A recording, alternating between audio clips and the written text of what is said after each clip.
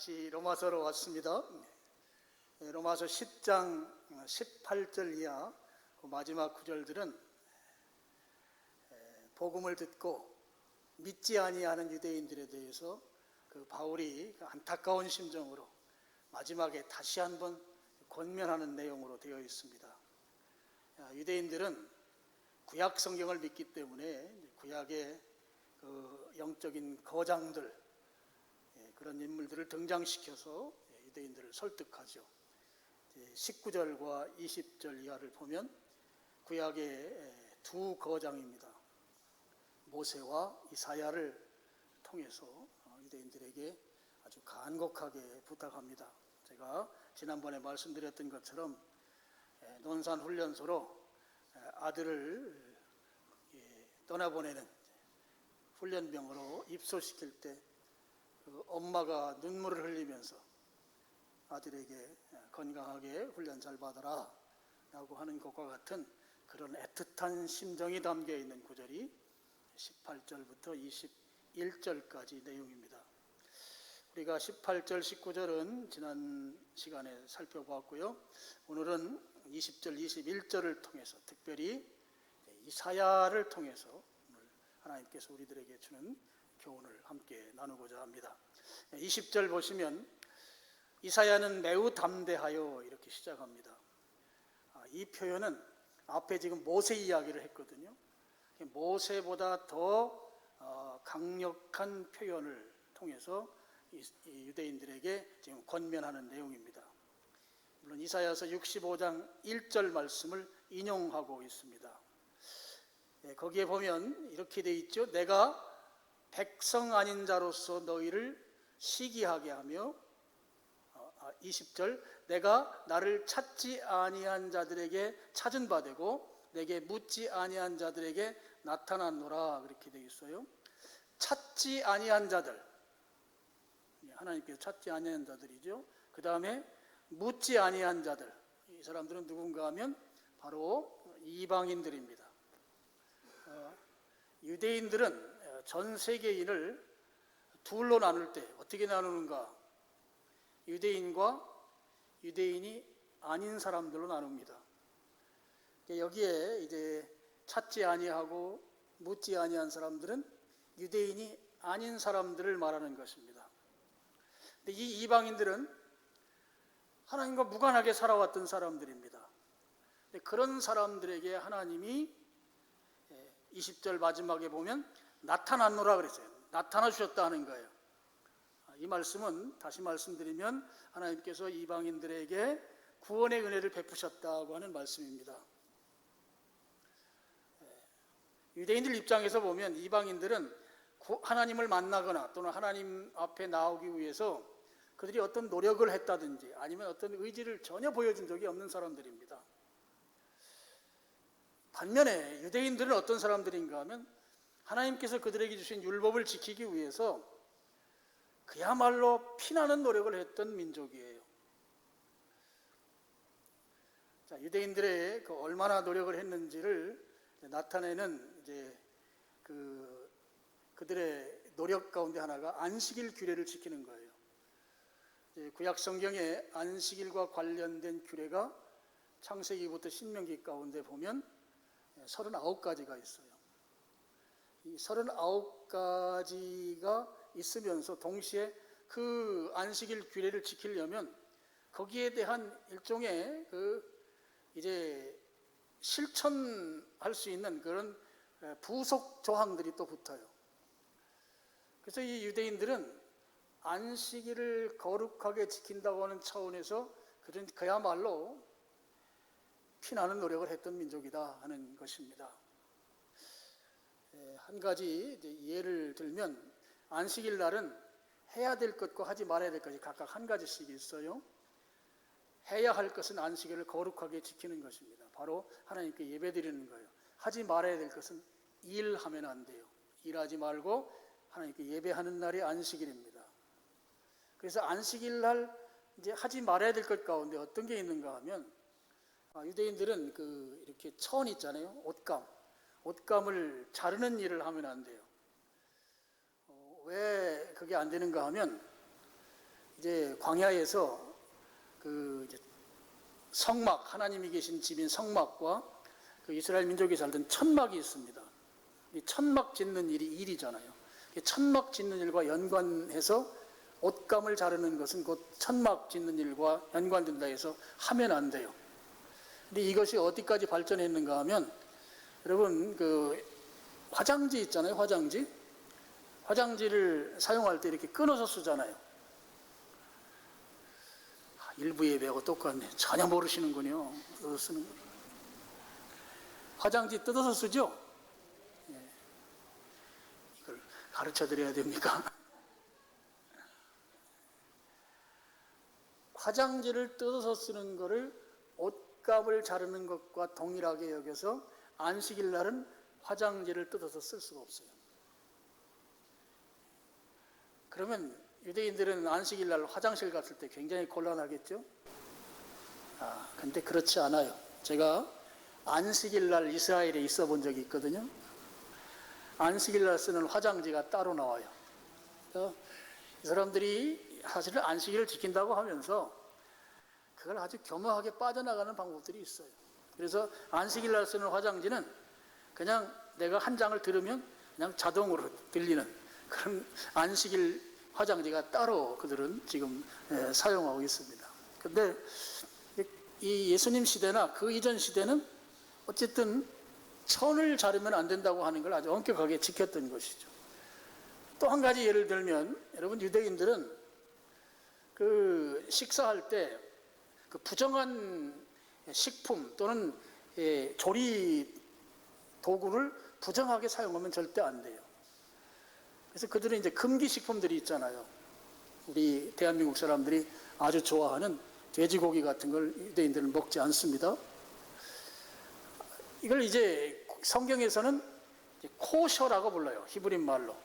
유대인의 음식법입니다. 그래서 먹어야 될 것, 먹지 말아야 될 것. 그리고 조리할 때도 그 조리 도구가 각각 다 달라요. 그래서 조리 도구가 혹시라도 그 부정한 음식에 그 이제 접촉했으면 그걸로 사용하면 유대처법에 그 음식 저촉이 되는 거예요. 그래서 여러분 그 성경에 마리아와 마르다 이야기처럼 마르다가 음식을 준비하잖아요. 그냥 가서 라면 끓여드리는 정도, 이런 정도가 아니에요. 유대인들은 아주 철저하게 그 음식법에 의해서 식사를 대접하는 것이에요. 지금도 역시 유대인들 그렇게 합니다. 이슬람교도 비슷한 게 있죠. 이슬람교는 할랄이라고 부르죠. 유대인들은 코셔라고 부릅니다. 근데 이제 그 중에 뭐가 있는가 하면, 이스라엘에 가면, 맥도날드 가면 여러분 치즈버거 절대 안 팔아요. 왜 그러는가 하면, 출애굽기에 보면 어미 저주로 새끼 염소를 삶지 말라고 하는 말이 있어요. 고기하고 우유하고 같이 먹으면 안 된다는 거예요.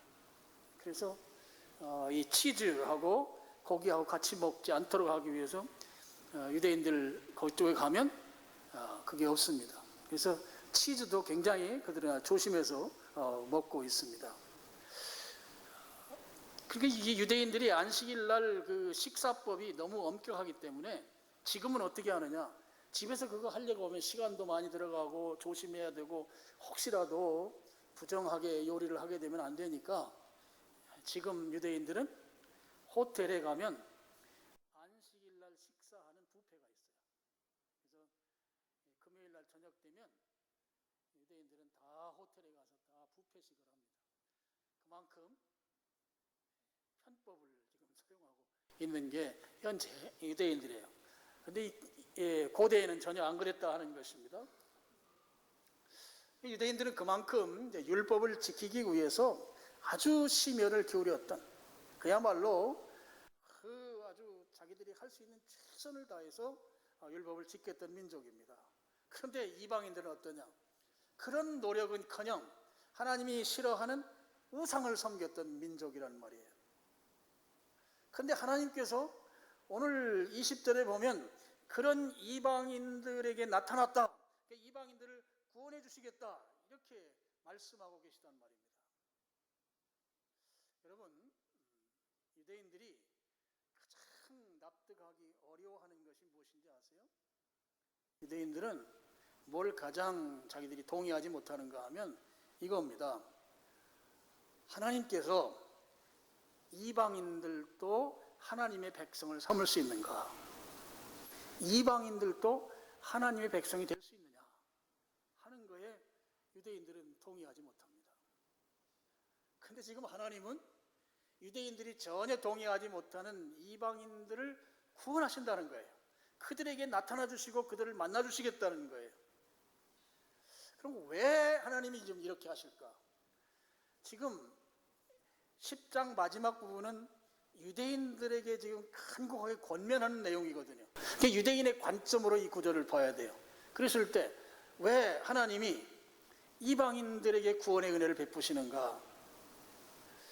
한마디로 말씀을 드리면 유대인들에게 아주 강력한 자극을 주기 위한 것입니다. 일종의 유대인들로 하여금 질투심을 유발시키기 위한 것이다 하는 거예요. 여러분, 성경에 보면요, 구약 성경에 하나님을 소개할 때 하나님을 질투하시는 하나님으로 소개한 경우들이 있어요. 그 경우는 어떤 경우에 하나님께서 하나님을 질투하는 하나님으로 소개했는가 봤더니 이스라엘 민족, 유대인들이 우상을 섬길 때 그때 그들 앞에 나타난 하나님은 질투하는 하나님이었어요. 하나님께서 질투한다는 얘기는 이스라엘 민족이 하나님만 사랑해야 된단 말이죠. 하나님만 사랑해야 되는데 하나님만 사랑해야만 그 하나님과 이스라엘 민족 간의 이 질투가 생기지 않는데 이 유대인들이 우상을 섬기는 거예요. 하나님이 아닌 이 가짜 하나님을 섬긴단 말이에요. 그럴 때 하나님께서 질투하신다고 소개하고 있습니다. 지금 유대인들에게도 하나님께서 지금 그렇게 말씀하시는 것 같다고 볼 수 있어요.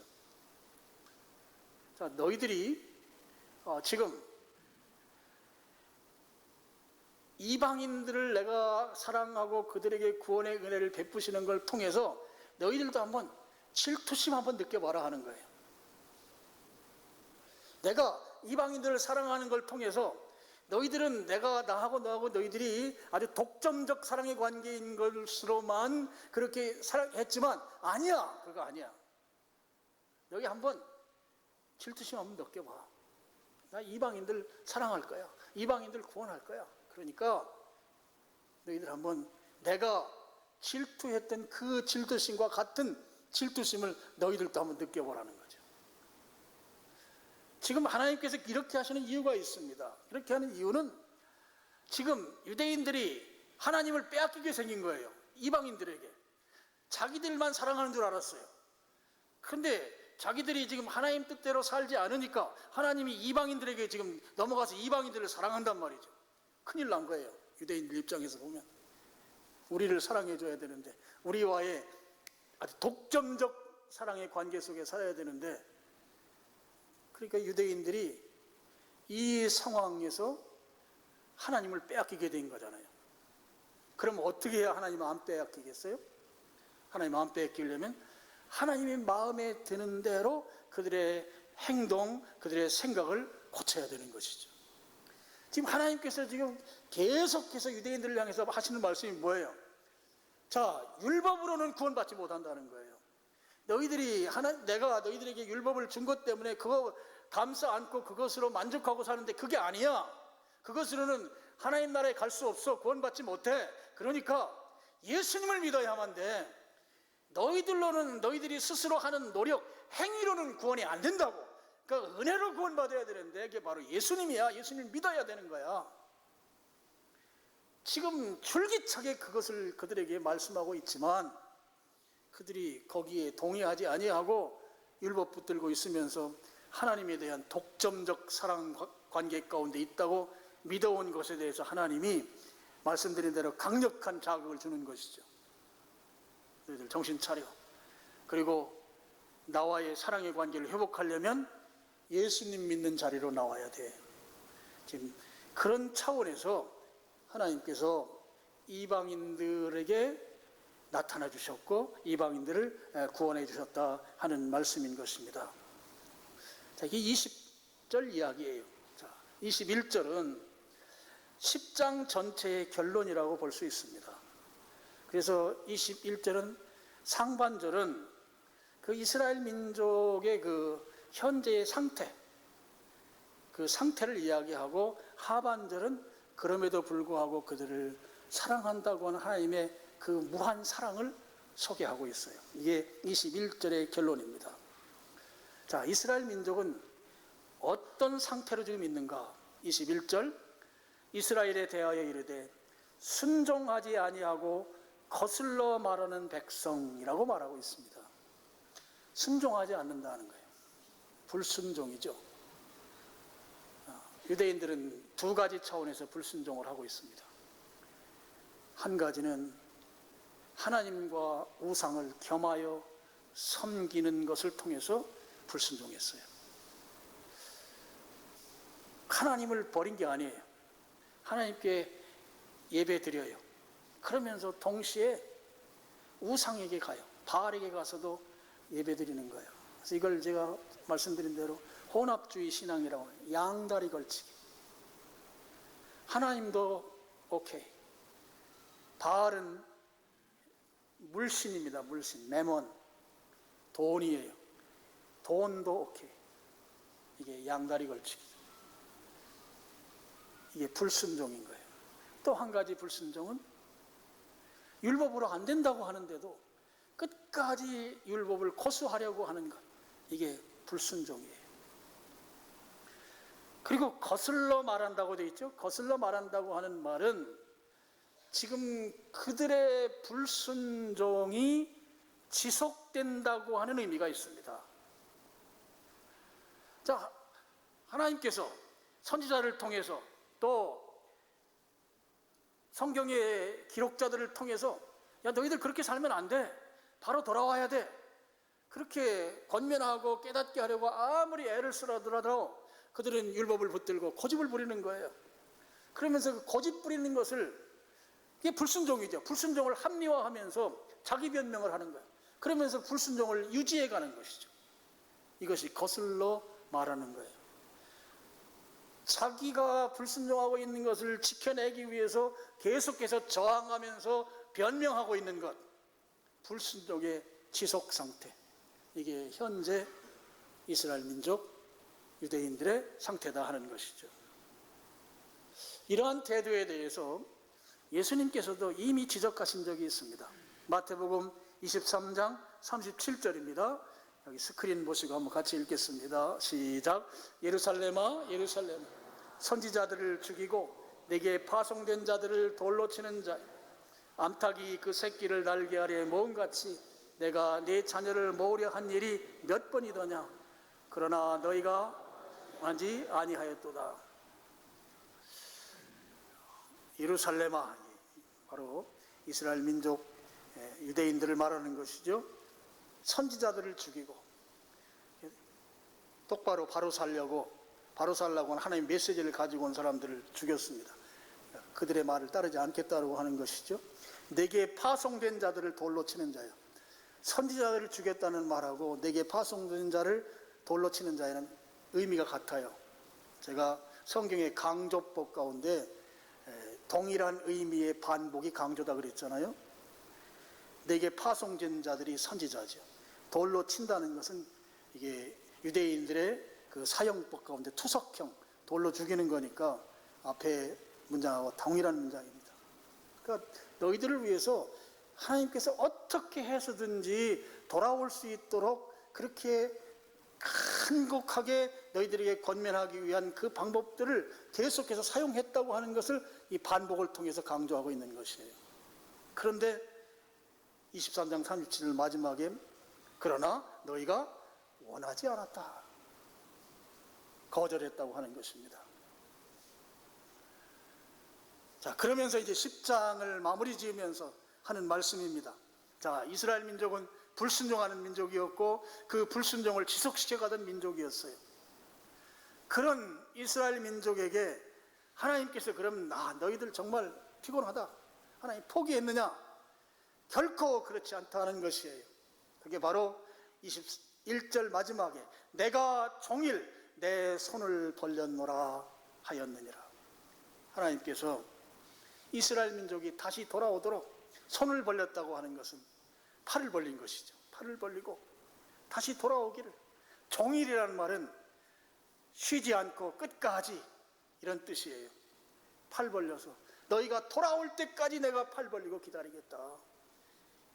이 하나님의 그 끝없는 사랑으로 21절을 마무리 짓고 있습니다.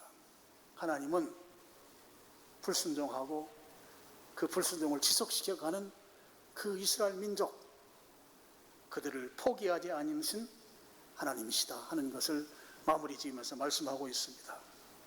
여러분, 이 말씀을 보면 누가복음 15장에 그 탕자 이야기가 이렇게 여기 오버랩이 됩니다.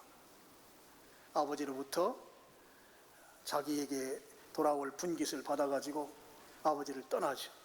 떠나서 화랑방탕하며 자기가 받았던 모든 재산을 다 탕진합니다. 그런 후에 너무 비참한 생활을 하게 돼요. 그럴 때 그 아들이 아버지 집으로 다시 돌아갈 생각을 합니다. 결심하고 돌아가지요. 누가복음 15장 20절입니다. 자, 제가 읽으며 설명하겠습니다. 둘째 아들은 탕자를 말합니다. 아버지께로 돌아가니라. 아직도 거리가 먼데 아버지가 그를 보고 측은히 여겨 달려가 목을 안고 입을 맞추니. 여러분, 이 아버지는 집안에 있었던 게 아니에요. 아들이 돌아오기를 위해서 문 밖에 서서 기다린 거예요. 그래서 거리가 멀리서 지금 자기 아들이 오는 걸 이 아버지가 아는 거예요. 아버지는 알아요. 여러분, 어린이집에서 아이들이 막 여러 아이가 울고 있잖아요. 우는데 엄마는 우리 아들이 우리 딸이 우는지 안 우는지를 그 많은 울음 속에서 잡아낸대요.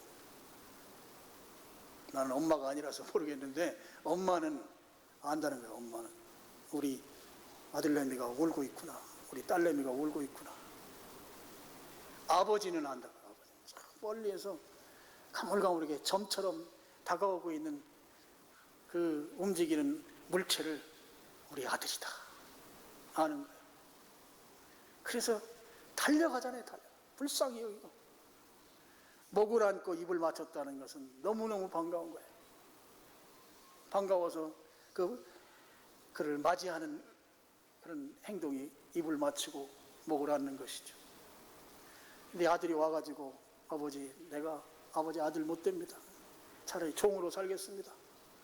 그랬을 때 아버지가 이렇게 합니다. 22절 아버지는 종들에게 이르되 제일 좋은 옷을 내어다가 입히고 손에 가락지를 끼우고 발에 신을 신겨라.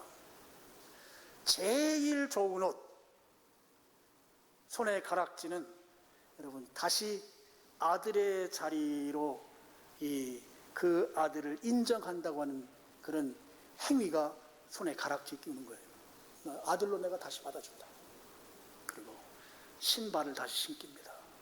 그런 다음에 23절 24절은 죽었다가 살아난 우리 아들, 잔치를 벌이잖아요. 여러분, 우리 하나님은 이 탕자의 아버지와 같아요. 그래서 우리 집을 떠난 아들이 언제 돌아올까 문 밖에 서서 그 아들을 기다리고 있는 거예요. 근데 저 멀리서 오는 것이 우리 아들인 것을 인식하고 달려가서 맞이하는 것이 우리 하나님이십니다. 오늘 로마서 10장 21절 마지막에도 내가 종일 손을 벌려 너희들을 맞이하겠다고 하는 이 말씀도 동일한 것입니다. 주님이 손을 벌려서 우리들이 그 품에 안기기를 기다리고 계시다 하는 것이죠. 여러분, 손 벌려서 기다리는 하나님이 이스라엘 민족만의 하나님이 아니시라는 것입니다. 오늘 우리들에게도 동일하게 오래 참으시면서 팔 벌려서 우리가 그 주님 품에 안기기를 기다리고 계시는 하나님이시다 하는 거예요. 여러분, 그 하나님을 믿으시기를 축원합니다. 베드로후서 3장 9절입니다. 여긴 같이 읽겠습니다. 주의 약속은 어떤 이들이 더디다고 생각하는 것 같이 더딘 것이 아니라 오직 주께서는 너희를 대하여 오래 참으사 아무도 멸망하지 아니하고 다 회개하기에 이르기를 원하시느니라. 오래 참으사 아무도 멸망하지 아니하고 다 회개하기에 이르기를 원하시느니라. 하나님은요, 그 누구도 멸망하기를 원하지 않으십니다. 다 회개하고 구원받기를 원하세요. 그래서 하나님이 오래 참으시고, 오래 참으실 뿐만 아니라 팔 벌리고 기다려주시는 것입니다. 오늘 종일 팔 벌리고 기다리는 그 하나님 앞으로, 그 주님 품으로 나오는 여러분 되시기를 축원합니다. 그러면 하나님께서 우리를 구원해 주셔요. 이 구원이 영혼 구원이라고 하면 그러면 하나님께서 영혼 구원으로 끝나느냐? 여러분, 그런 하나님이 아니세요. 아까 탕자의 아버지가 가장 좋은 옷을 입히시잖아요. 그리고 신발을 새로 신기잖아요. 손에 가락지를 끼워주시잖아요. 영혼 구원뿐만 아니라 우리가 하나님의 자녀로 살아가는 동안 우리의 삶을 복되게 하신다 하는 것이에요. 하나님이 그렇게 해주신다고 하는 것입니다. 팔 벌리고 기다리는 그분 앞에 나아가기만 하면 하나님께서 우리를 구원해 주실 뿐만 아니라 우리의 삶도 평안으로 이끌어 주신다 하는 것이에요. 삶을 윤택하게 만들어 주신다. 마태복음 11장 28절, 수고하고 무거운 짐진 자들아 다 내게로 와라. 내가 너희를 쉬게 하리라. 나는 마음이 온유하고 겸손하니 나의 멍에를 메고 내게 배우라. 그리하면 너희 마음이 쉼을 얻으리니. 여러분, 얼마나 살기 힘들어요.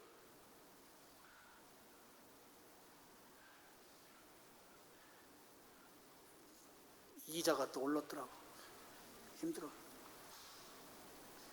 삶의 무게가 내가 감당하기 힘들 만큼 내 어깨에 이 무거운 짐이 나를 눌러요. 그럼 어떻게 해야 돼요? 그 짐을 진 채로 주님께로 나아가야 돼요. 주님은 지금 팔 벌리고 우리를 기다리고 계세요. 그분에게 내 무거운 짐을 지고 나아가면 주님이 나를 가볍게 해주신다는 거예요. 그 짐의 문제를 해결해 주신다고 하는 것입니다.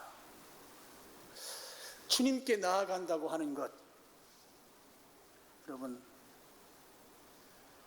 세 가지 의미가 여기에 있습니다. 첫째는 주님이 내 문제를 해결한다고 하는 것을 인정하는 거예요. 인정. 주님만이 내가 지고 있는 이 무거운 짐을 해결해 줄 수 있는 분이시다 라고 하는 것을 인정하는 것, 내가 동의하는 거예요. 수고하고 무거운 짐진 자들아 다 내게로 와라. 예, 가면 제가 이 짐이 해결된다고 하는 것을 인정합니다. 인정하고, 그리고 그 짐을 주님께 해결해 주도록 맡기는 것이 필요해요. 이걸 기도라고 하죠. 인정하고 기도해야 돼요. 기도로 맡겨야 돼요. 주님, 제가 힘듭니다. 하루하루 눈이 떠지니 삽니다. 하루하루 사는 것이 너무 힘든데 주님이 이 무거운 짐을 해결해 주세요. 기도하는 거예요.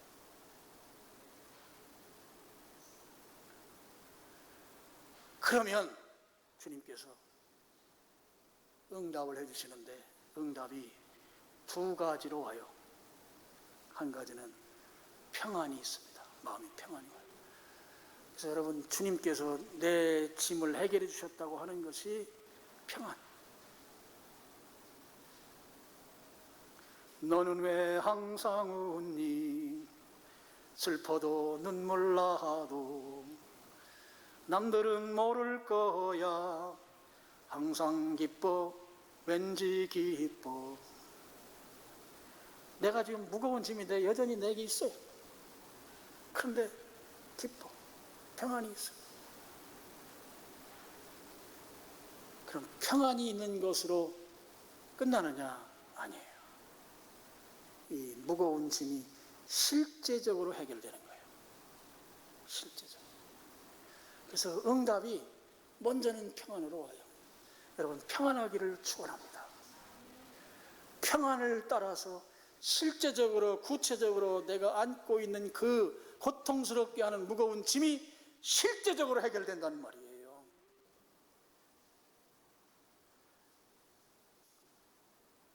주님이 이렇게 하시려고 우리를 수고하고 무거운 짐진 자들아 내게 오라고 한 거예요. 해결해 주실 수 있는 분이시기 때문에 오라고 하신 줄로 믿습니다. 오늘 여러분이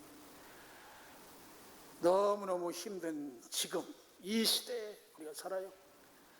주님께서 팔 벌려서 우리를 맞이하기 위해서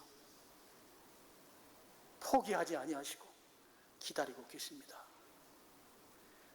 우리 주님 품에 안겨야 돼요. 따뜻하고 포근한 그 주님 품에 기꺼이 안기면 그러면 주님이 평안을 주시고 실제적으로 우리의 무거운 짐을 해결해 주셔서 쉼을 누리게 되는 그런 은혜, 오늘 2부 예배 참석한 여러 성도들에게 하나님이 놀랍게 그렇게 역사해 주실 것을 주님의 이름으로 축원합니다. 기도하겠습니다. 아버지 하나님, 오늘